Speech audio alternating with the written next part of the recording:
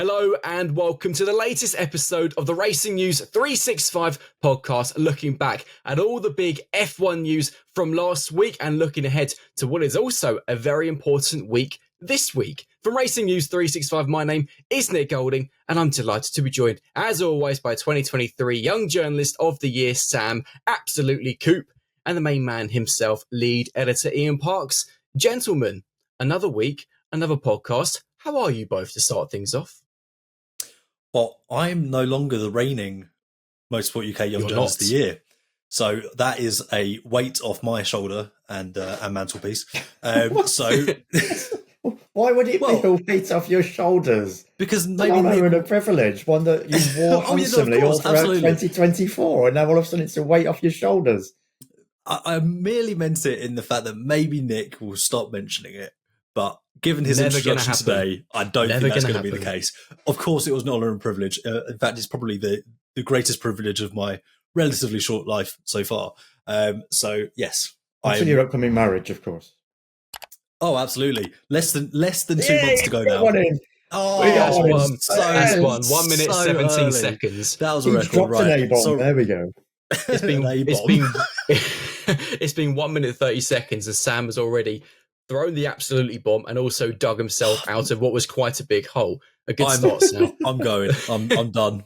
I'm finished. Okay, so anyway, this was Ian, with how Sam are you? Yeah, I'm good, thanks, guys. After that lovely intro, and that's a bit of a segue there from what we're about to discuss any moment now. But yeah, no, perfect. Got my lovely co-host with me, and there she is. Just hey, Lily, say hello. There we go. Well, okay, let's move on. I don't know what, it's been 2 minutes and already it's gone completely off track. Right, let's start with something I think we're going to do now for the entire year, because we've been doing it ever since we did the end of year Racing News 365 quiz. We're going to start with a question which obviously surrounds our first talking point, which is Lewis Hamilton. Now, of course, last week was a very big one for Lewis and Ferrari because it was his first week in Maranello with Ferrari, and obviously he drove a Ferrari car as well. However, at the start of the week, Ferrari posted on social media a picture of Lewis in a Ferrari race suit with lots of cameras quite clearly, very well posed by Lewis. It showed all the Ferrari sponsors on the race suit quite magnificently. However, my question to you two is, what is the combined, basically, how much did each sponsor make combined from that one social media post? This is something that was run by several publications using, and let me get the credit up very, very quickly, whilst you two have a little think. This calculation is by a real-time brand value tool from Sponsor LYTIX. Effectively, how much money... Sponsor, there you go, yeah. It's been a rough Monday morning. Simple as that, mate. Sponsolytics, I was reading it and I need to zoom in because I've not got my glasses on either. But how much money did the sponsors make from that one picture combined? You know, funnily enough, Nick, what? we ran a piece on this, as everyone did. Ian did the calculations for me to then write the piece. Oh, you're joking. So, Ian, do you want to take this one? Because I think we're both going to get... No, you've led into it. You go for it, mate. Just don't get it wrong now. How funny would it be if I get it wrong? I'm pretty sure it was $412,000. Okay, that's not... Either that's... I think, okay, if he's got it wrong, because I did say it was close to $500,000, and I think it was $432,000. I've got a feeling that either you're really, really wrong, or I can't use a calculator, because the number that I came up with from the picture that we ran on Racing News 365 was $370,800. And I'll go through the numbers from that picture. According to the site that I mentioned, Puma made $40,200. Shell made $52,100. Great advertising for these companies, by the way. It's amazing. VGW made $45,300. Alternatives are available. HP made $62,100. People are now switching off. Yep, RM 37,200, Unicredit 35,900, Ferrari 50,000, and IBM 48,000. So if my calculator was correct, that equals 370,800. We know it'd be really, really useful if those who are listening to this podcast or watching on YouTube, please go to the post on Racing News 365 and can you add it for us and see whether Sam is right, Ian is right, or my calculator is right, and please let us know because it's gone wrong. We're gonna have to go back into our team chat and find where me and Ian were discussing this to add into the podcast. But can I just say, we are writers for a reason and not mathematicians. Not mathematicians. That's why I try to use a calculator, and I think I've done that wrong quite clearly. This has been the most train wreck. That post now right away. And oh no, this has been the biggest train wreck of 5 minutes and 20 seconds of a podcast I think we've ever done. This is going to get clipped and then shown to us at the end of the year. You know what? It's not even February yet. Not far away, thank God. Not far. We are recording this on Monday, the 27th of January, the day this does come out. Right, let's swiftly move on and forget about maths for a second. And Sam, whilst you're chuckling away, I'll come to you first, because obviously the reason I asked you to the question about Lewis is, of course, last week was Lewis's first week in Maranello. He did get to drive a Ferrari at Fiorano.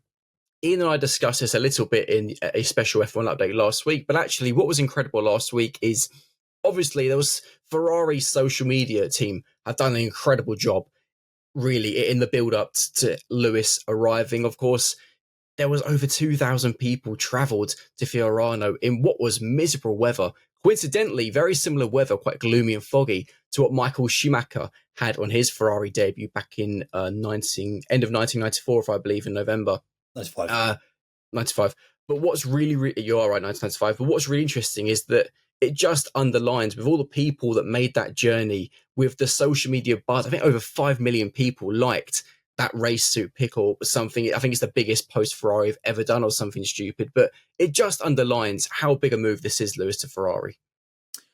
It shows that Lewis has got to a point where he almost transcends F1 and Ferrari. It's that we've talked about it before, that synergy of the most iconic team with the most iconic driver.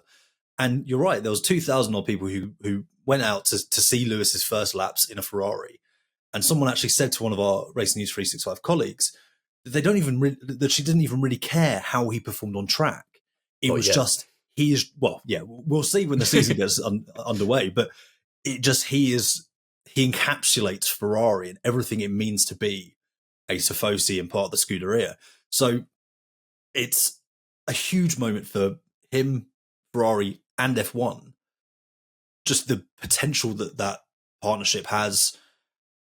I think this could be a really pivotal point in F1 in terms of it's already growing very, very well. But this is, I think, probably going to unlock some doors. We talked about the sponsorship possibilities. So yeah, it's a really big moment, and yeah, I like the kind of the mirroring to Michael Schumacher's first laps in Ferrari. That's I think it really underlines the potential that is there. And again, this would be Ferrari's first championships, or if Lewis is to win, or if they're to win since 2008. If Lewis wins the driver's title, his 8th, which conveniently and quite poetically would move him one clear of Michael Schumacher. So yeah, it's huge. It's a massive, massive week for the F1. And obviously that Schumacher comparison. Oh, Ian's got the numbers, I think. No. While Sam's been talking. While Sam's been talking, and apologies, Sam, I've not been listening to you. No, there is. I don't listen to myself. We have another slight issue here, because what happened with our article is that one of our graphics guys decided to, rather than take the actual Sponsorlytics post, decided to copy and produce our own graphic so we could then put it on our own socials. So on our graphic, we only have 8 sponsors. On the original Sponsorlytics post, there are 9. So that's why there is a discrepancy between your figure, Nick, and either Sam's or my figure of 412, 432. I've not been able to tot it up in its entirety while Sam was talking, but I was able to look at the 2 posts from Sponsorlytics and the graphic that we posted in our article. So we can come to the conclusion that yes, I am right, and one of you two is right. Probably Ian right, probably Sam wrong. If these quiz questions are anything to go by, let's be honest. Sam's now going to go back and top that up. I'm going to, that's my afternoon. I'm going to scroll back through our Slack chat. Other, instant messaging services available, of course. Here we go. But no, it's fine. I'll let it go. I only lost that quiz by 1 mark. One point. Oh, he's going to be banging on about that all year, isn't he? No, but that's what Nick was alluding to. Let's not escape that. No comment. But Ian, it was, of course, Ferrari themselves who raised the coincidence that Lewis Hamilton's debut happened in similar weather to Michael Schumacher. But actually, Lewis was quite clearly pushing it at times last week. Fiorano did slow down as well to wave to the fans. But really, the big week in many ways, it's this week where it kind of feels the hard work really, really starts, and he has to knuckle down because, of course, Ferrari are in Barcelona this week at the home of the Spanish Grand Prix with Lewis and Leclerc for further testing across Tuesday to Thursday. And then next week as well, even more testing at Barcelona, along with McLaren in a Pirelli test where he will be using the SF24, of course, Ferrari's car from last season. So these next 2 weeks now are pivotal to Lewis and Ferrari to be up to speed before pre-season testing and Australia. Oh, that's close. Nearly. Yes, does change this year, folks. For a season opening Grand Prix is, of course, in Australia on March 16, with Bahrain following in mid-April. It is. But yes, I mean, the Fiorano run for Lewis, of course, was just more of a nice, gentle introduction, just to get to know his new team, his new race engineer, of course, and predominantly for the fans as well. 2000, as you and I discussed it, led the way, were lining part of the circuit where they could get a glimpse. Lewis, of course, made a big show of being taken out to that part of the track where the fans are gathered. And, of course, all the fans were singing his name and all of that. So it was, as I say, a nice, gentle introduction for Lewis. But this week on now, all behind closed doors, 2 full days of running, you assume it's going to be the 2023 car, as was the case at Fiorano. Following week, of course, as you've mentioned just there, it's going to be a Pirelli tyre test. And, of course, more than likely, you would assume that will be the 2024 car. So 3 full days of running, pretty much, that Lewis will be able to get a real good feel now for his engineering team, how the processes, the way Ferrari work, of course, compared to Mercedes. Because, of course, each team is going to have their own different ways of working. So it's going to be quite a steep learning curve, you would have thought, now for Lewis over these next 2 really important tests going into the really big, vital test that's going to come towards the end of February at Bahrain. We do have that test, of course, 3 days of running there at the Bahrain International Circuit, day and a half each for both Lewis and Charles. Pretty much the car, as we know, is going to be the carryover from 24 with a few additions, a few changes. So you would assume it's going to be pretty much almost faultless running over those 3 days, because the car, you would assume, would have been quite naturally run and performed superbly over the course of last season. So not expecting Lewis to miss out on much, if any, track action at the BIC for that 3-day test. But yes, this week, next week, this is where he's going to get a really good feel now for the team he's got working with him and all the processes that he has to integrate himself towards. And most importantly, of course, the car itself. That steering wheel, you would assume, is going to be slightly different to the one he had at Mercedes. Going to be different buttons to press. Might make a few mistakes early doors, but that's what these tests are going to be for ironing out all these little glitches to ensure that he will be as comfortable as possible going into that season opening Grand Prix in Australia. And of course, on the topic you mentioned there, Mercedes actually today announced on the 27th of January that they'll be launching their W16, their 2025 car, on the 24th of February, a day before doing a shakedown test in Bahrain. And obviously the day after that, starting the 26th, is that Bahrain preseason testing. And I'm going to put this question to either of you, whoever I think is brave enough to answer it, because Mercedes essentially confirmed that obviously at the F175 launch, which is going to see all 10 teams launch their cars, although it's quite clearly going to be a case of they just show their livery on a model car. People have paid a lot of money, obviously, to attend the F175 event at the O2 Arena in London. It's obviously something F1 have never done before. It's very, very big. Mercedes have quite clearly shown that they're not going to show their actual car at the O2, as you imagine. The majority of the teams are going to follow suit and obviously wait for their own private launches. Mercedes is going to show their actual car, as I mentioned, on the 24th of February. Does this make a mockery of the F175 event? The fact it is essentially going to be now a livery show. You're both saying no. Ian, go on, Sam, you go first then. I don't think anyone was really ever expecting the actual cars to be launched there. I think it was always, the assumption was that it would be a livery reveal. I would argue that a large portion of F1 fans will actually be more interested in the livery than the specifics and the details of the car, which, let's face it, from afar, you're not going to be able to see. All that you're doing is giving all of your rivals 7 minutes to get a close-up of your car, which the teams don't want to do. So I think it's quite natural that this is how things have transpired. That would have been part of the conversations that F1 had with the teams, what would have been agreed upon, and why we're now seeing those individual unveilings of the actual cars. So I don't think it's unusual or surprising that there'll be show cars, essentially. Ian, you agree? I'm going to underline one word that you used in your blurb in building up to this. Show. Blurb. Yeah, your spiel, let's put it like that. You used the word show, and that's exactly and that's exactly what this is going to be. It's a show at the end of the day. Formula One are putting on a show, and I don't think I'm giving too much away when I say that from what I've heard on the grapevine, and I'm sure people have heard whispers as well, there's going to be a big name comedian as the host. There's going to be musical acts that are going to be performing, and in between and around it, we are going to have these cars rolled out. The fans are going to get to see their heroes, their drivers. They're going to get to see the new liveries on all 10 cars. And it's at the O2 Arena. So fans are paying for a ticket, no more than they would pay for a ticket to watch a big name pop act or a big name comedian performing at the O2. So bottom line, it's a show. It's what you're going to get. It's what you're going to see. As Sam rightly pointed out, I don't think any team would ever really want in front of their rivals to reveal their specific car that's going to run in 2025, photographs being taken all around it, etc., etc. And anyway, we know from past launches, even when it's just been the individual launches, whether it be online or something a bit more personal.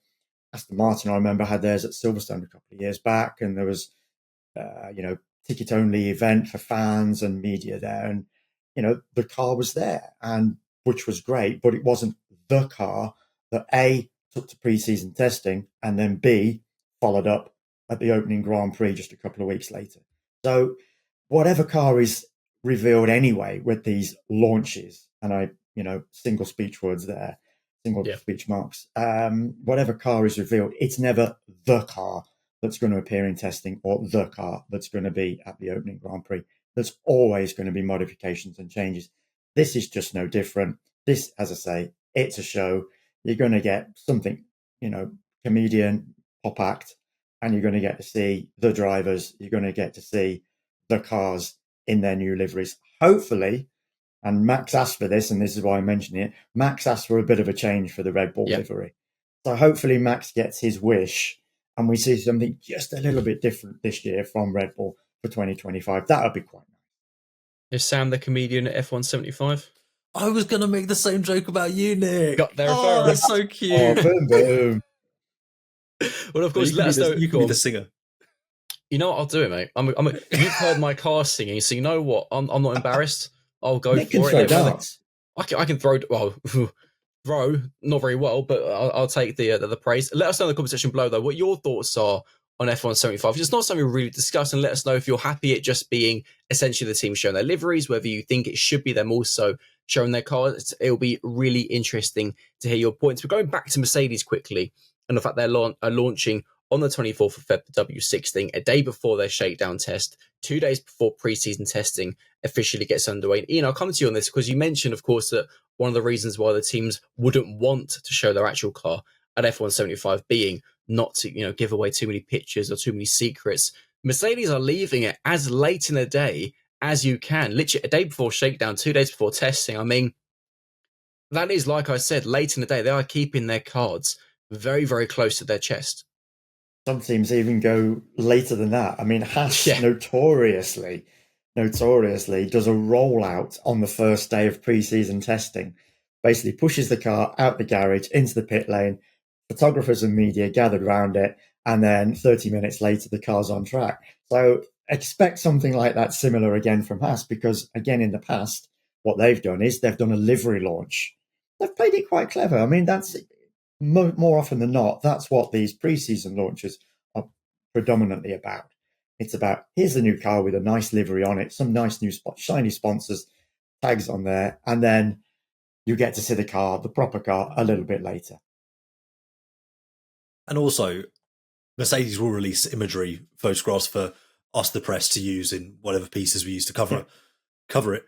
But they have the opportunity there to angle the photographs and the lighting and edit and so on and so forth. So they're not giving too much of the car away because, of course, you will get the other team scrutinizing that. As we know, you have photographers who work for other teams whose job is to stand in, different places on track and take photos of, the underside of the car, so on and so forth. But some teams sometimes miss the start of preseason testing altogether. So yeah, I don't think that's that's ever been my choice. I think that's more. Well, no, that's very true. But that's more been my circumstance. Evidently, I shouldn't be a comedian. But anyway, or a photographer. I know you've made me laugh today, or mate. Or a photographer. Absolutely not. I'll grab control very, very quickly and change the conversation completely, because I want to talk about a big race, one of the biggest on the calendar, which took place last weekend, the Daytona 24 Hours, the 63rd running of the race at the Daytona International Speedway. My first time watching it and covering it as well for Racing News 365. And I've got to say, I absolutely loved it. And the reason why we're talking about it is because actually there was 14 ex-F1 drivers taking part. I'll go through the list very quickly. Kevin Magnussen, Pascal Wehrlein, Will Stevens, Jack Aitken, Felipe Massa, Romain Grosjean, Daniel Kvyat, Paul di Resta, Sebastian Bourdais, Kamui Kobayashi, Jean-Marie Bruni, Brendan Hartley, Pietro Fittipaldi, and, well, he's not a former F1 driver, he's a current reserve, but Felipe Drugovich also took part. A massive list, a lot of talent, a brilliant race, a very successful one from the F1 point of view. Felipe Nasr claimed the overall victory, his second in a row, obviously as part of the number 7 Porsche Penske crew. Sebastian Bourdais, the team he was in, won the LMP2 class with Paul di Resta in second in that class, Felipe Massa in third. I mean, Sam, I know you also saw a lot of it alongside myself. I've got to say, I quite enjoyed it. I thoroughly enjoyed it. I thought it was excellent, very entertaining. I love the whole principle of it. It's this titanic, massive task, this huge undertaking to not only for the drivers, but for the teams to keep a car running, to keep it going for 24 hours is just, it's a huge, huge undertaking. So yeah, thoroughly enjoyable, some brilliant racing. Yeah. I mean, there's some real highlights. Kamui Kobayashi's move for the lead around the outside through traffic was a highlight. There was some real scraps in the lower classes, including Milner sticking his middle finger up. Tommy Milner in the Corvette, yep. Yeah, so you've got some brilliant moments. It honestly, for racing diehards, it is a do not miss. And Nick Tandy as well became the first driver to ever win all 4 24-hour races. He's won Le Mans, he's won now Daytona, he's won at the Nordschleife, he's won at Spa, all with Porsche as well. But the thing that's really interesting between Daytona and Le Mans, for example, is obviously with Daytona being obviously a considerably smaller circuit, I think they completed something like, I think it was just over 700 laps or something ridiculous. But also the fact that in that time, you are lapping drivers, if you're in the lead class, almost every 5 or 6 minutes, which is absolutely mental. But Ian, I'll come to you because one driver who, ahead of the weekend, several were asked, which one driver do you wish was here as well?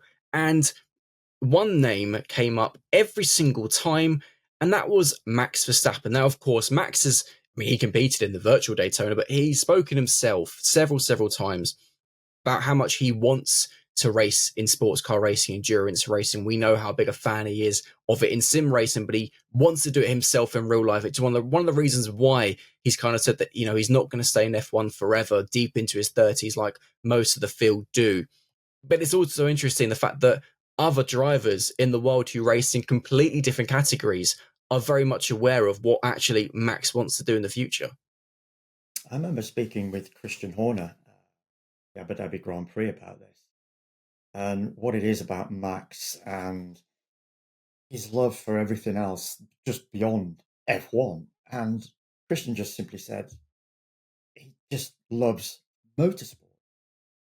Obviously, naturally, he's managed to land in the upper echelon of motorsport. Formula One, as we know, is the pinnacle motorsport around the world. I think everybody can rightly acknowledge that. And, he's gone on now to be 4-time champion. We can assume he will go on for another few years yet. He's got another 4 years left on his Red Bull contract. Will he see that out? That's, of course, one of the biggest talking points that we've got going because of everything that happened last year in 24. Situation around Max. Will he go to Aston Martin eventually? May he join Mercedes for argument's sake? Who knows? But I think we can safely assume that Max is going to be around in F1 for another 3-4 years. Could he become the most successful driver of all time in Formula One over that period of time? Certainly, if Red Bull continue to give him a race-winning, championship-winning car, it's heading that way. But beyond that, the fact that Max does so much sim racing, it's not a case of he turns up every other weekend in F1 and then goes home and doesn't do anything else. No, Max is ingrained in motorsport, so much so that he absolutely loves doing these sim racing events. And it's understandable why those drivers were saying that they would love to see Max there, because the Daytona comes at a point in the year when F1 is in its off season. Late January, it would be a great opportunity for Max to prove himself in that kind of caliber. He's done it often enough in sim racing. We know now how lifelike sim racing can be compared to the real world. It's improved so much over time. And yes, it is naturally going to be a bit different, quite obviously. But I think one of the things that, I think it would be absolutely great to see Max compete in something like a Daytona. And I'm sure if Red Bull could tweak that contract for him, then he would be straight in like a shot. And every team, probably up and down that pit lane, would be clamoring for his signature to get him in the cockpit of their car for, let's just say, for next year's Daytona, should the opportunity arise, because they know, A, what a talent he is, B, that he's done events like this throughout his career, albeit, as I say, in the sim racing world, but nevertheless at a supremely high level. And he would just add something else to that particular event. So I, for one, would love to see it. I think it'd be great for just motorsport in general that Max did something like that beyond the F1 contract. But of course, trying to get that deal over the line with Red Bull, that's something else entirely. There are also advantages to Red Bull, though, potentially, if he was to do that in tandem with still being an F1. Some of the IndyCar drivers over the weekend were talking about how Daytona is actually a brilliant opportunity, although the cars are different, for them to get their eye in, to be in real close contact, wheel-to-wheel racing for a long period of time before the start of the IndyCar season. And it can have that same kind of effect for Max. Not that, a driver of his caliber, starts the season kind of rusty and making mistakes, but you take my point. And also, very interestingly, just to build on what Ian said with regards to virtual racing and how close it is to real life racing now, Toto Wolff the other day was telling a story about how his son, Jack, basically has a karting sim, went out to Italy, was racing on a circuit, had his eye in straight away, and he said, "Dad, I've been here before." Toto was saying, "No, you haven't." He goes, "No, I'm telling you I have." And he was saying that this basically highlights how useful it is as a tool for teams and drivers, and how younger drivers, and including Max, who uses sim racing a lot, how they no longer distinguish between the virtual world and reality. So yeah, Max, when it comes to endurance, will be up to speed pretty quickly. I have full confidence he could step into that car at short notice and put in a very solid shift. But it's also the case. Go on. Sorry, Nick. I'll just to very quickly conclude. Just thinking about it while Sam was talking, I would assume that the obvious reason Max would not compete in a Daytona is that the last thing Red Bull would want would be him being involved in a collision, being injured, and obviously therefore not being able to start the Formula One season. There's a lot of that. It's a big hurdle to overcome.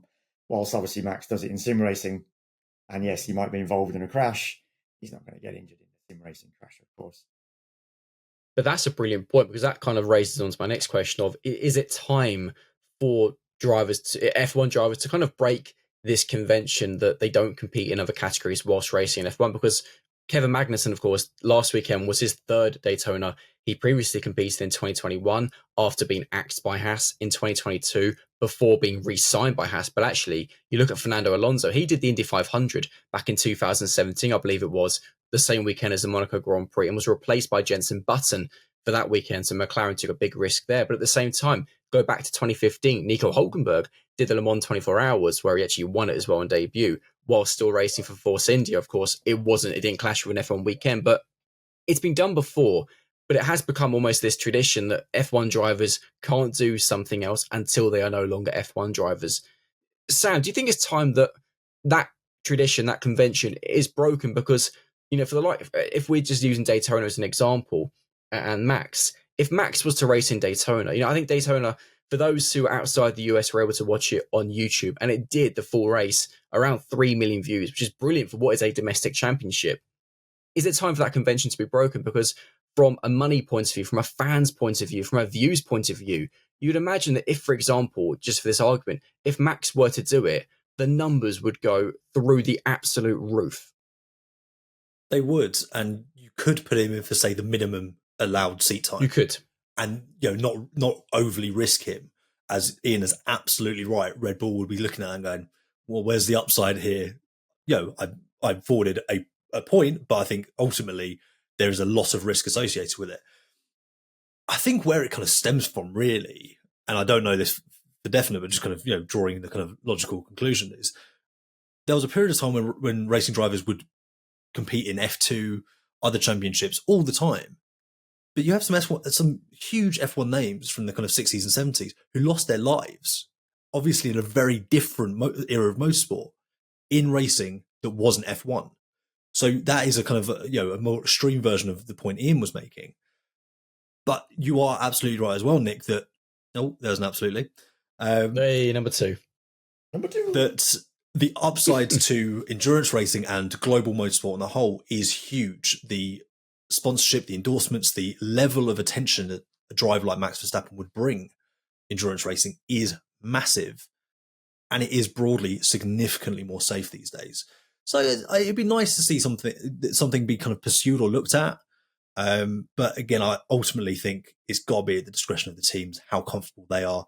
These contracts are worth a lot of money. The insurance is worth a lot of money. And on some areas, they are ironclad. The areas where they're not, leaving a team, contract length, getting rid of them. But on something like this, they are going to be very, very precious on not overly risking their drivers.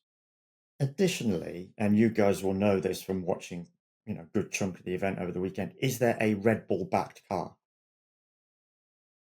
I think there's several Red Bull backed drivers. Yeah. And I'm pretty sure there was a couple of cars with Red Bull spot. I want to say one of the Fords were. Could be wrong, but there was several. Van Gisbergen? Yes, and of course he is a Red Bull athlete driver. So there were several. Red Bull were present in the paddock. They had several drivers who they back and sponsored there. So that there is also that one as well. Not in the upper. Not in F1, in the likes of V8 supercars, and yeah. It's a bit different. Like, obviously, Fernando, correct me if I'm wrong, but from memory, he competed for Arrow McLaren in IndyCar. With Lando as well, wasn't it? I mean, Lando's definitely. I don't know if he might have done Indy. I believe Lando and Fernando were teammates. Keep talking. I'm going to look that up. But my point is that McLaren have close control over that environment. Whereas if you're outsourcing your driver to a different team that, yes, you may back, but you don't have ultimate control over, that is a more nerve-wracking experience for a team like Red Bull. So I think that's maybe where some of the distinction is. But yeah, I mean, Shane Van Gisbergen was actually one of the drivers who... I was right. It's one of the drivers... 24 Hours of Daytona in 2018. Fernando Alonso, Philip Hansen, and Lando Norris for United Autosports. They were teammates, so they did that together. But it's, again, before, obviously, the F1 season. But it's very, very interesting. What I was referring to with the upper classes is that for Max, he would want to be in that top class in Daytona. Of course, he'd want to be in the highest class. And exactly. He's not going to be one in LMP2 and be overtaken by the top class, during the course of the 24 hours. But I don't think, and this is the point I was making, I don't think there is a Red Bull backed car in the top class. No. Not that we're of, no. But of course, if we are wrong, let us know in the comments. if there was a Red Bull sponsored car, then maybe that might lend itself to Max taking part in the Daytona, for argument's sake. That was my overall general point. Absolutely. And of course, let us know in the comment section below if you'd like to see Max in endurance racing full stop, and in particular the Daytona 24 hours next year. Final point on Daytona, let's have a bit of fun as we're talking about, I suppose, fantasy kind of things. If I was to give both of you an unlimited amount of money in your dreams, but who would be your dream 3-driver team for endurance racing full stop? However, all 3 drivers have to be from the world of F1. 2 must be from the current grid. 1 can be an ex-F1 driver, or you can go for all 3 being on the current grid. I'll give you a second. Mine would be Max Verstappen, Fernando Alonso, and Nico Hülkenberg. Sam's going, no. Why? No, I'm going the first 2. The reason being, Max is Max, and he loves racing. Fernando. But for me, Fernando, he has the experience of racing elsewhere, IndyCar and a few endurance events. Yeah. But his longevity, the guy clearly has a crazy amount of stamina, perfect for a 24-hour event. So that's why I've gone Fernando Alonso. My 3rd driver, I've got a toss. I was a toss-up between Kamui Kobayashi, just because he's so fun, he's quick, he was great in his time as in F1. Big fan base. He would be a great addition. But I think the driver, another formerly Red Bull back driver, who I think just takes it for me, is Sebastian Buemi, a formulary champion, a 4-time WEC champion. He's got loads of experience. I think he would be an essential ingredient alongside 2 less experienced endurance racers. Interesting. Ian? Well, obviously, both of you have taken Max. I mean, it's a no-brainer, isn't it? Because for all the points that we've just discussed over the past few minutes, with regards to, the fact he's done so much of this endurance racing on sim, so he's got the knowledge, the experience of a fashion, and obviously he wants to do something that bit different, and the draw he would be to any endurance race in which he competed. And then, of course, current F1 driver, I think, for me, Fernando edges it over a Nico, over a Charles Leclerc, who we know wants to do it as well. Yeah. Fernando, again, has that experience, 2018 winner with Le Mans, with Toyota, of course. So those 2 for me are no-brainers in many respects, if we're doing 2 of the current era and somebody from past era. Now, you didn't say what kind of past era. So, here we go. So I'm going. So here's my. If I give you these basic details, do you know what driver I'm talking about? Was an 8-time Grand Prix winner, 2-time championship runner-up, but more importantly, won Le Mans 6 times. Won Le Mans 6 times. Well, quite clearly before I was born. Yes, we are going back to a driver that was before you were born. Right. Okay. But if you know your motorsport history, where is colleague Jake Nickel when you need him? Where's Jake? Jake. Where's Jake would have got this immediately within seconds. But in the comments, where's Jake? A 6-time Le Mans winner. I've got a clue. As soon as you say this, I'm going to be 2-time F1 championship runner-up, and he won 8 Grand Prix. I'm going to be so annoyed at myself when you say I don't have a clue. Sam, I'll give you 5 seconds because we've still got another talking point. No, I don't know. No, Ian. Jackie Hicks. Oh, Jackie Hicks. Yeah. One of the greatest drivers of all time, in particular when it came to endurance racing. So, but I think for that, experienced older hand alongside Fernando and Max. There you go. Well, I think my it's a team perfect. Outweighs yours. So. Well, let us know in the comments if you're watching on YouTube which of our dream lineups do you think would do the best, and also let us know your own opinion. Who would you like to have in your own endurance team if there were to be 2 current F1 drivers, 1 reserve, or they can be all from F1 in the current grid if that is what you prefer. Right, let's brush aside Daytona and move on to our final talking point and a team that it feels like we've not really spoken about this year, and that is McLaren. Of course, Lando Norris came second last season. McLaren did win a first constructors title since 1998. It's a really interesting quote to come out from Lando to the BBC. Basically him saying how losing to Max last year did hurt, but that he's ready for 2025. He's ready to fight anyone. But my question to you, Sam, is, he's ready to fight anyone. And of course, to win a title, he'll have to fight Max. But is Max a kind of driver who you can learn to beat? Because you look at in the past, and there are some drivers who, even on their bad days, will still always come out on top. Obviously, prime Lewis Hamilton being a good example, Michael Schumacher in his prime as well. Is Max somebody that Lando can learn to beat, or is Max just this figure who is likely, because of how good he is, going to just rule over everyone? Can Lando take the fight to Max and beat him? There's a level of I'll believe it when I see it with this, because since Max won his debut F1 championship in 2021, no one has beaten him over a season. So there is that kind of sense of, well, it's very difficult to argue that people can, and he is getting better. Arguably, last season, and many people believe this, was his best season yet. So it's going to be a huge task for someone like Lando Norris to overhaul Max. Max hasn't been second in the championship since, I think it was Spain 2022. It's so long since anyone has had that pedestal. In the standings. In the standings. Yeah, absolutely. So with Lando, you can talk, you can say what you want, but he now has to go and prove that on track. He has to go and show that he can. What's really interesting with Max, though, is that some people, Johnny Herbert being one of them, believes that kind of air of invincibility is starting to kind of fall away and starting to be shattered.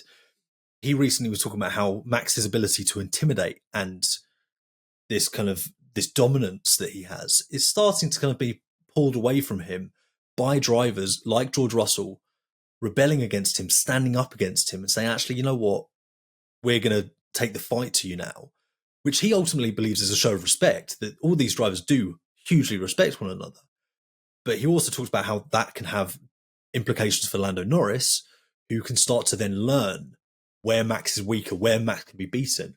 And ultimately, this is why dynasties fall in sport, is that it gets to a point where your blueprint for winning is so well known and it takes so much out of you to persistently be so good at the top of your game that there's always someone who's going to come up behind you, knows exactly what you're going to do before you do it.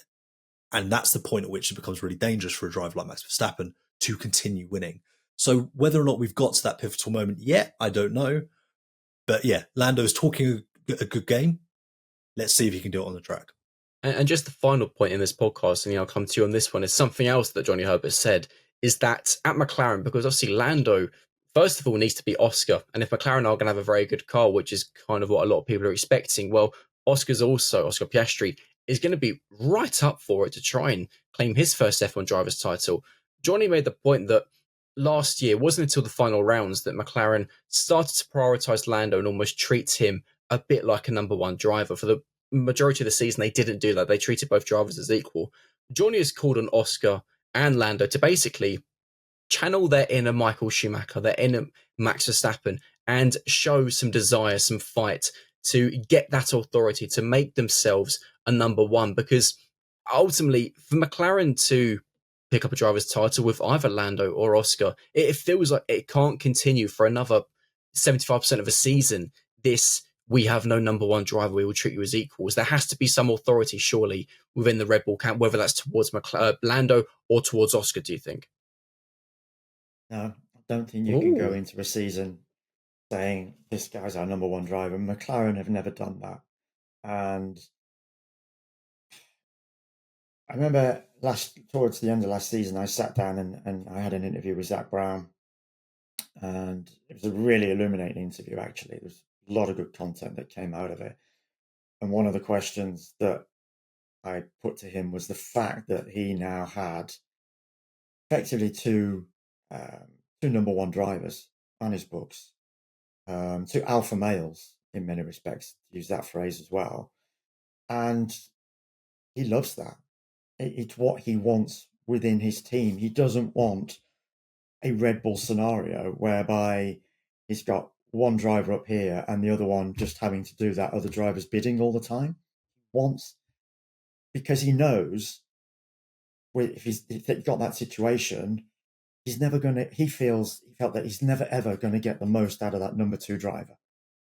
Because if he's got 2 drivers, number ones, they're both going to be hungry, both going to be wanting to give their best, their all, to prove that they're the number 1 driver within that team. Whereas if you've got a number 1 and a number 2, and the number 2 constantly gives way to the number 1, where's the fight? Where's the hunger? Where's the desire for that number 2 driver? Yeah, of course, that number 2 driver, and as we saw with Checo in particular, let's refer to that dynamic. Checo going up against Max. On occasion, Checo had his moments, had some race wins, predominantly the street circuits. But for the most part, he was playing second fiddle to Max. And naturally, yes, it helped Max become this 4-time champion that he currently is. It helped Red Bull win its constructors' titles that it did. But from McLaren's perspective, and I fully appreciate and understand where Zach is coming from, I get that 2 number 1 drivers fighting it out all the time for those race wins, for those pole positions, they are going to be pushing one another more in that scenario than having a number 1 and a number 2.